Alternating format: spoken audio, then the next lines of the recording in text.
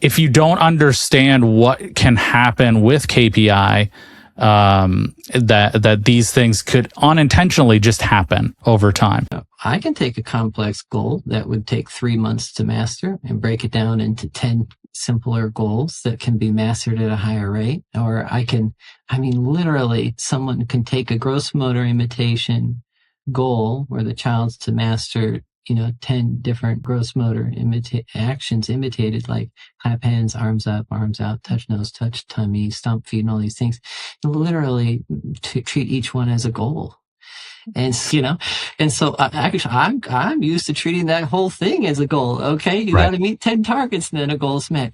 But if there isn't standardization in the field of how that's done. And so that explains there's variability in that KPI, if you will, to those like ways to game this. I don't know if gaming this is the right way to say it, but it's just like different ways to approach the problem of increasing the rate of goals mastered, that metric. Right. Yeah. Right. Which is, I think that was your point, was like, it's not getting the point. Like, this isn't about that number. It's about, is that child's repertoire increasing faster? Are they benefiting? Okay. Yeah. Do they have a better quality of life? Right. Yes. Okay. So here's the deal. I approach this in a way that I think is unconventional. I think it goes against the grain probably.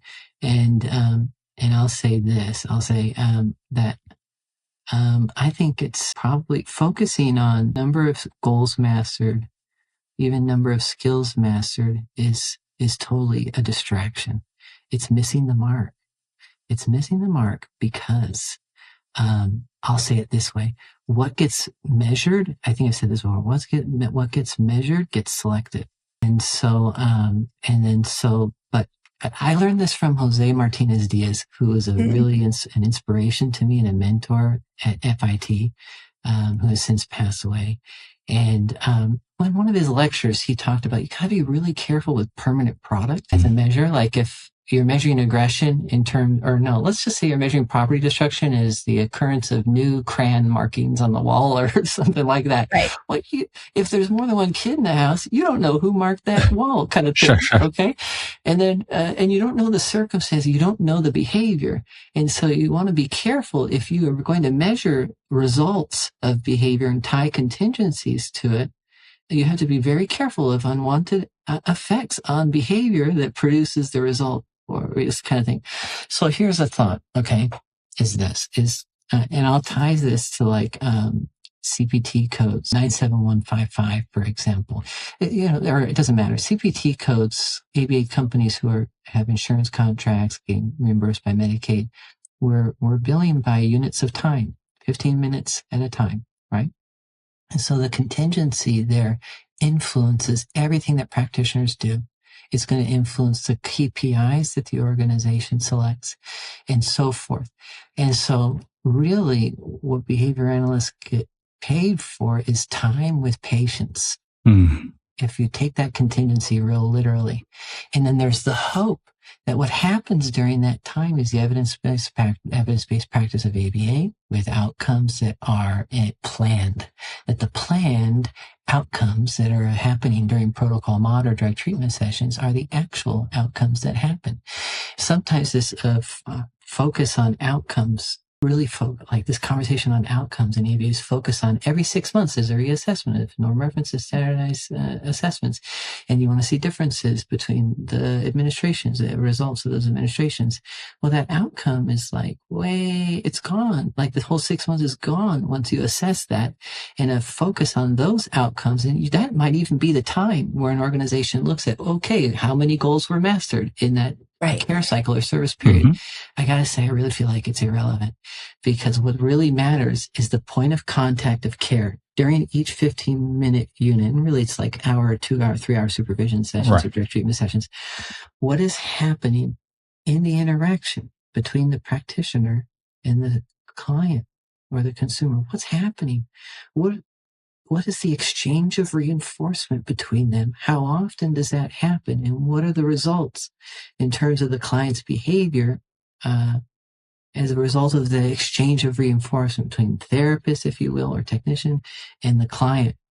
And so that's why I say that KPI isn't meaningful. I say what's a meaningful KPI is what was planned for the session to happen in the session, not cumulatively 6 months later.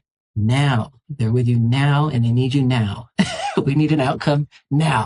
You don't go to the dentist. When you go to the dentist to get a root canal, you get the root canal and then you go home, or you get the cavity filling and you go home, right? Because there's an outcome that is expected as a result of that healthcare practice they're engaging in during that time with you in the chair. Well, similarly in ABA, we have to, I believe, from the quality assurance perspective, to systematically improve quality over time and with a focus on outcomes. You got to get at the point of contact of care right there and measure, what did the behavior analyst do in the last 5 or 10 minutes that resulted in an improvement in antecedent stimulus control over the client's behavior, or response differentiation enabled them to say a new word?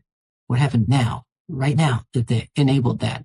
Okay, what enabled now for them to go longer without engaging in SIB so that they could participate in a few more skill acquisition trials? Did you plan to engage in a preference assessment to identify a preferred stimulus? And as a result of that process, that supervision process during your protocol mod session, did you identify a preferred stimulus? That outcome has a great deal of value to the client. They don't know it yet, but it does, because if you have a preferred stimulus for that client individualized to them, now you can do a reinforcer assessment and test, does that produce learning now? Not over 3 weeks, 4 weeks cumulative. No. Now. Does it work now? So I know I'm emphasizing that maybe a little dramatically. But I think if you have KPIs that are tied to outcomes at the point of contact of care, you don't need a quality assurance system wrapped around your whole organization to deliver high quality services. You can start right there.